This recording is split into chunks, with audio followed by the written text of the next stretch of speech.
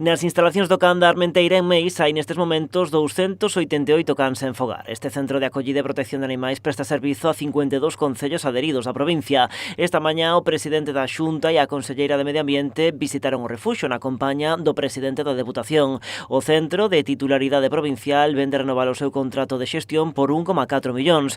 Inclúe un novo servizo de control e esterilización de colonias felinas nos concellos. De poñer recentemente en marcha unha acción que era demandada por os ayuntamentos e nós que xa me tedes escoitado moitas veces nese proceso de escoita que facemos, pois é que tratamos de atender no último contrato de xestión que lanzamos, por se incluía o control de colonias felinas en concellos de menos de 20.000 habitantes, donde comeza cunha parte de identificación dos mesmos e logo todo o proceso que acaba aquí ca esterilización, pero que volve outra vez aos gatos a colonia felina. Na visita fixeron un chamamento á adopción de animais en centros como este. Luís López aproveita para poñer en valor o traballo feito polo can dende a súa posta en funcionamento no 2013. Salienta que no que levamos de ano, de aquí saíron xa 170 cans. Desde o ano 2013, que se puxo en marcha, se fixeron máis de 5.000 adopcións.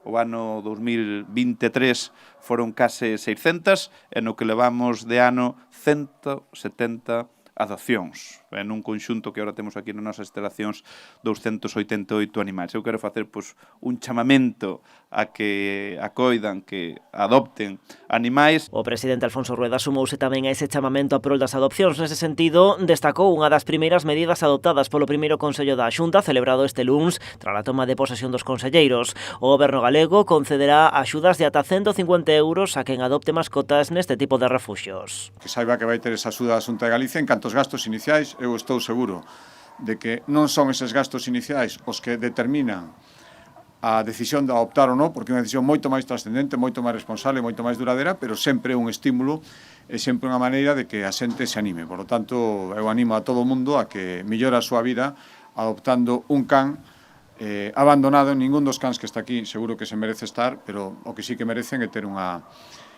segunda vida, e seguro que hai xente que está deseando querelos porque eles están deseando querer a alguén. A esta liña de axudas poderase optar xestionando a adopción da mascota nalgúns dos 39 refuxios de animais autorizados en Galicia, entre eles o can da Deputación de Pontevedra.